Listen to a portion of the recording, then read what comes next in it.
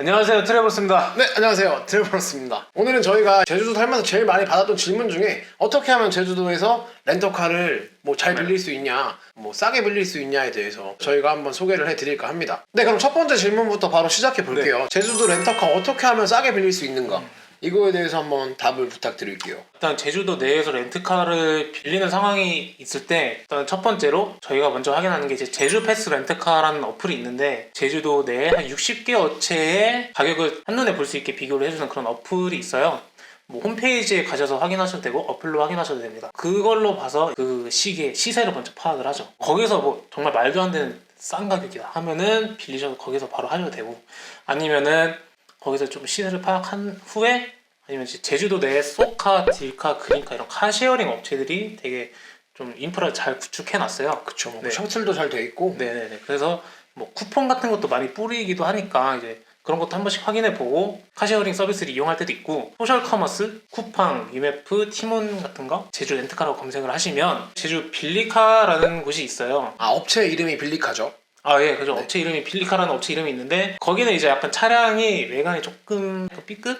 그렇죠. 네, 근데 대신에 좀 많이 싸게 빌릴 수 있어요. 많이 저렴하긴 한데 차량 상태가 조금 그럴 수도 있으니까 그 점은 참고해 주셔서 저 같은 경우는 이렇게 세 개를 비교를 해서 빌리는 편이죠. 그러면 두 번째 질문으로 넘어가서 차량을 선택할 때 주의할 점이 있다면 어떤 점들을 고려를 해야 될까요? 차량을 이제 선택할 때 사람들이 많이 물어보시는 게 어떤 차를 선택하느냐라고 그냥 포괄적으로 무르뭉술하게 물어보시는데 그런 부분에 대답하기 좀 애매한 부분도 있어서 여자친구랑 놀러 갈 건데 무슨 차가 좋냐? 네, 이런 그런 거. 거죠. 근데 어떤 차를 빌리든 간에 공통된 한 가지는 꼭 있는데 그거는 이제 여행을 오실 때 몇 명이서 놀러 오느냐와 그 몇 명이 짐을 얼마나 갖고 오느냐. 이거는 경차든 승합차든 어떤 차를 빌리든 무조건 고려를 해 주셔야 돼요. 대표적으로 제가 일했던 업체에서 되게 그런 경우가 많았어요. 골프를 치러 오시는데 9명이 카니발 9인승을 빌리시는데 골프백을 다 가지고 오시는 한 명 다 상황인가요? 골프백을 이렇게 다 가지고 오시면은 그렇다면 골프백을 이렇게 안고 타실 수밖에 없어요. 그래서 그런 부분도 생각보다 간과하고 계시는 이제 여행객분들도 많이 계시고, 그리고 이제 4인 가족이나 2인이 오시는데 가스차 같은 경우에는 가스통이 트렁크 절반 정도를 그쵸. 차지해요. 그래서 캐리어가 네오, 대형 캐리어가 이제 네오 4개가 실을 수 들어가고 있고. 좀 큰 거면은 2개 정도밖에 네, 아마 실을 수가 없을 거기 때문에 제주도는 또 가스차의 비율이 상당히 또 높기 때문에 그 가스통의 공간도 생각을 하셔야 될 겁니다. 짐을 자기가 안고서 숙소까지만 좀 불편함을 감수하겠다 하면 상관이 없으신데 이제 숙소가 멀거나 그렇게까지 하고 싶지 않으신 분들이라면 타이트하게 잡지 마시고 좀 더 만약에 9명이면 11인승을 빌리신다던가 아니면은 인원이 조금 있으면 2대 정도를 나눠서. 나눠서 이렇게 하시는 것도 이제 방법입니다. 네, 그럼 다음 질문으로 넘어가서 추천하는 렌트 차종이 있을까요? 제주도 렌트카에는 LPG, 휘발유, 경유, 그리고 이제 전기차가 있어요. 전기차. 전기차 네. 진짜 좋죠. LPG도 상대적으로 저렴하고 경유, 디젤도 좋지만 저는 이제 전기차를 추천을 드려요. 왜냐하면 일단 기름값이 안 들죠. 그렇죠, 단순하게 그렇죠. 생각해보면 이제 기름값은 안 드는데 하루에 3,000원, 1박 2일 기준 6,000원 충전 카드를 이제 따로 빌리시면 그것만 그냥 차 충전을 무제한으로 할 수 있어요. 그 카드 하나 가지고. 차를 많이 타고 다니시면 렌트카 그 대여값보다 더 많이 나올 수도 있기 때문에 전기차도 이제 충분히 고려해 볼 만한 상황이라고 생각을 합니다. 일단 제주도는 육지에 비해서 일단 충전소가 많이 있어요. 그리고 제주 전기차 충전소라는 어플이 있습니다. 어플이 좋은 게 위치도 알려주지만 누가 쓰고 있는지 안 쓰고 있는지도 알려줘요. 어플을 보시는 게 좋고요. 그리고 이제 렌트카 업체들이 가지고 있는 전기차들의 연식이 그렇게 오래되지가 않아서 대부분 후방 카메라 센서, 내비게이션, 블루투스 더 좋으면 이제 썬루프나 무선 충전까지 그런 기본 옵션들이 네, 일반 옵션들이. 차량이 랜덤인 거면은 전기 차량은 어느 정도 그래도 구비는 돼 있는 편이다. 예, 그죠. 근데 이제 전기차 같은 경우는 단점이 충전 시간이 좀 오래 걸리지 않나요? 근데 충전 시간이 조금 걸리긴 하죠. 여행을 오시는 분들한테는 시간이 좀 중요하긴 한데 그쵸. 충전을 한번 하시는데 기본적으로 한 3-40분?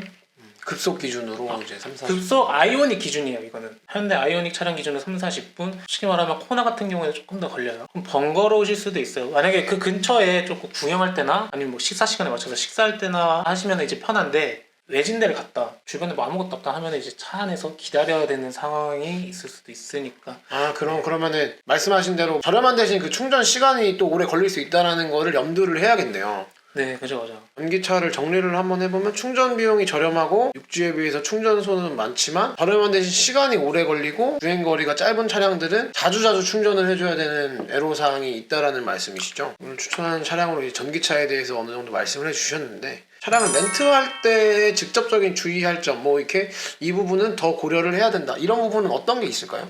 렌트를 하시게 되면 여러분들이 흔히 생각하시는 보험 문제가 있죠. 아 보험 네. 중요하죠. 보험은 일단 크게 미보험, 일반차, 완전자차 이렇게 세 종류가 있는데 완전자차는 또 다른 데서 슈퍼자차라고 불리기도 해요. 일단 미보험 같은 경우에는 특수한 경우를 제외하고 렌트카 업체에서도 렌트를 안 해줘요. 그래서 미보험 같은 경우에 논외로 치고 이제 일반과 완전자차인데 일반자차 같은 경우에는 이제 개념을 좀 설명해 드리자면 사고가 났을 경우에 어느 정도 자기 부담금이 있고 차가 수리하는 동안에 운행을 못하는 그 기간 동안 휴차 보상료에 대한 지급을 해줘야 돼요. 하지만 이제 완전자차 같은 경우에는 업체마다 다르긴 한데 최대 몇백만 원까지 지원해주는 데도 있고 무제한으로 지원해주는 데도 있어서 여행객분들이 이제 사고가 나셔도 차에 대해서 자기 부담금이나 휴차 보상료를 지급해줄 필요가 없는 거죠. 대신에 이제 일반 자차는 보험료에서 몇천 원 더 붙는 수준이라면 완전 자차는 좀 더 몇만 원 붙는 수준 이런 차이가 있습니다.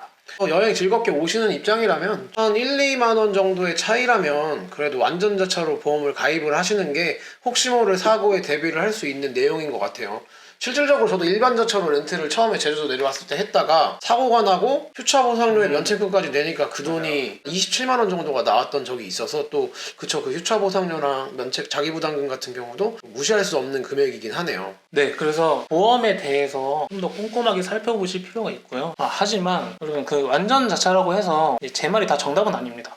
업체별로 보험 적용이 되는 부분이 다 상이하니까 이제 꼼꼼하게 확인하시기 바라고요. 그쵸, 뭐 계약서에 뭐 저희 렌터카는 차대차 보험만 보험 적용이 됩니다. 네. 뭐 그런 경우도 있을 수도 있고 어디는 안 됩니다. 뭐 이런 부분도 있잖아요. 뭐 이제 대표적으로 완전자차, 슈퍼자차라고 해서 보험 적용이 안 해주는 부분이 타이어 휠이나 타이어 고무 파스 같은 거. 타이어는 이제 소모품이라고 해서 잘 안 해주더라고요. 그래서 이런 부분에 대해서 렌트카 직원한테 꼼꼼하게 상담을 받으시고 확인을 해보시고 렌트카를 받기 전에 동영상을 켜서 한 바퀴를 쭉 돌아서 찍어 주시는 게 렌트 하실 때 확실하고 간편한 방법일 거라고 제가 추천을 드리고요. 그리고 요즘 보험 적용이 안 되는 휠 타이어 업체마다 다르지만 사이드미러 키분실 그렇죠. 네, 그런 부분에 대해서 특약보험이라 해가지고 어느 일정 금액을 더 지불하고 보험 적용을 안 해주는 부분에 대해서 우리가 보험 적용을 해줄 테니 이제 일정 금액을 더 지불하라는 그런 상품이 있어요. 이것도 업체마다 다 다르긴 한데 근데 이런 점도 여러분들이 이제 업체에 가셔서 상담을 받으실 때 조금 고려해 보시면 좋은데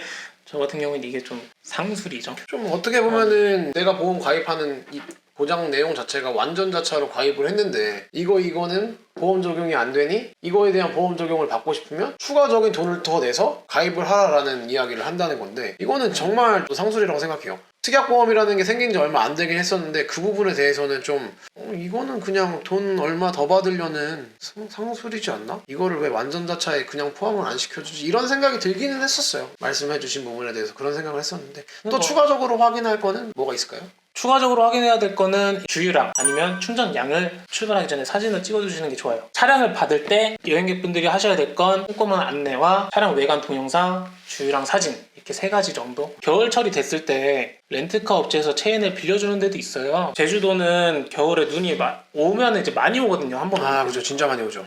한라산이 있다 보니까 그런 한라산 쪽 도로를 이제 통제를 할 때가 있어요. 체인 통제를 할 때. 체인이 없으면 그 도로를 못 가고 이제 조금 우회를 하셔서 가거나 그래야 되는데 혹시나 뭐 그게 조금 시간이 오래 걸리고 불편하다 싶으시면 체인 통제를 하니까 체인이 있으시면 갈 수 있어요. 그러니까 렌트카 업체에서 체인을 빌려주는 데도 있으니까 이제 렌트카 업체에 체인을 문의해 주시는 것도 좋고요. 그 체인 당연히 잃어버리면 안 되고. 근데 말하다가 또 까먹은 게 있는데 네네. 큰 사고는 아니더라도 이제 경미한 사고라도 났을 경우에는 일단 렌트카 업체에 연락을 해서 공지를 미리 해놓으시는 게 좋아요. 나중에 반납하실 때 그런 부분에 대해서 트러블이 생길 수도 있는 경우가 생기니까 사고가 발생하시게 되면 일단 이 자차 보험이라는 게 대부분의 업체들이 일회성 보험이에요. 사고가 발생을 했을 때 렌터카 직원이나 렌터카에 계약된 보험사 직원이 오겠죠. 와가지고 확인을 한 다음에 자차 보험 처리가 되면은 자차 보험은 그 자리에서 말소가 되게 돼요. 추가적으로 가입을 하셔야 되는 번거로움은 분명히 있을 수 있겠지만 이거를 이제 그냥 나중에 반납할 때 이야기하지 아니면 그냥 뭐 안전자차 가입했으니까 넘어가야지 하고 그렇게 반납하는 장소까지 오시게 됐을 때 사고 나신 게 이제 직원들이 확인을 하다 보면 이제 확인이 되잖아요. 그럼 그 부분에 대해서 이제 직원들과 트러블이 발생할 수가 있기 때문에 사고가 발생하시면 가장 먼저 계약서에 있는 연락처로 먼저 연락을 하시는 게 가장 중요하다고 말씀을 하신 것 같습니다. 진짜 중요합니다. 그거 진짜. 네, 그럼 이렇게 이제 차량을 인수까지 다 했고 즐겁게 여행까지 마쳤으면 반납할 때는 어떤 또 주의사항이 있을까요? 네, 이제 반납할 때가 제일 중요합니다, 여러분. 그 중에서도 제가 아까 말씀드린 그 주유량. 아까 말씀드린 것처럼 꼭 사진을 찍어주시는 게 좋고요. 기름도 이제 중요하게 생각을 하셔야 되는데 간과를 하고 넘어가시는 부분이 차량 악취 문제. 그러니까 기본적으로 렌트카는 금연 차량이잖아요. 그래서 그러니까 여행객분들이 담배만 안 피면 되지라고 생각을 하시는 분들도 간혹 계시는데 담배 냄새 및 기타 악취예요. 제주도에 낚시하러 오시는 분들도 계시고 산간지방을 다니다 보면 길이 꼬불꼬불해서 한원미 때문에 구토 냄새가 나는 경우도 있어요. 그래서 기타 등등 악취에 관해서도 클리닉 비용을 받을 수 있으니까 그 점에 대해서도 조금 주의를 해주시면 좋을 것 같아요. 그리고 이제 반납 시간을 조금 잘 지켜주시는 게 좋은데 늦을 경우 업체에 미리 전화를 하시는 게 제일 좋아요. 그러면 이제 그 업체에서도 솔루션을 제시를 해주거든요. 말씀하신 대로 이제 업체와 미리 연락을 해서 가격에 대한 부분을 조율을 하시는 게 좋은 방법인 것 같습니다. 이 부분에서 요금 폭탄을 맞게 되면 자기가 렌트했던 요금보다 그 요금을 대부분 할인한 가격이라고 하잖아요. 그래서 정상가는 뭐 10만원, 15만원 되는 가격에 1시간 요금을 내야 되면은 실질적으로 2만원 주고 차 빌렸는데 1시간 늦었더니 2만원을 또 내라고 하는 경우가 생기기 때문에 그런 부분은 이제 미리 꼭 유념을 하셨으면 좋겠습니다. 네. 그 밖에 또 뭐 추가로 말씀하실 거는 없을까요? 생각보다 여기 뭔지 아세요? 이거 선글라스 룸에 이 선글라스 진짜 많이 두고 가요. 근데 저도 두고 갔었거든요. 얘도 두고 가고. 제일 많이 발생하는 게 여기 선글라스 제일 많이 두고 가시고 뭐 핸드폰 핸드폰 액세서리들 거치대 충전기 뭐 라인 같은 거 많이 두고 가시고 셀카봉 같은 거 많이 두고 가시는 것 같아요. 그래서 그런 부분 잘 챙겨가지고 여행 오셨다가 마음 상하는 일 없이 잘 여행 마무리하고 가셨으면 좋겠습니다. 자, 지금까지 저희가 이제 렌터카를 예약하고 반납할 때까지의 상황과 어떻게 예약을 해야 되는지까지 여러 가지 상황에 대해서 이제 저희가 알고 있는 부분들을 설명을 해드렸는데요. 제주도 여행 오시는 분들에게 많은 도움이 되셨으면 좋겠고 추가적으로 궁금하신 사항이 있으시면 유튜브 댓글이나 인스타그램으로 DM을 보내주시면 저희가 성심성의껏 대답을 해드리도록 하겠습니다. 자, 구독, 좋아요, 알림 설정까지 많이 눌러주시고요. 네, 지금까지 트래블러스였습니다. 다음에 뵐게요.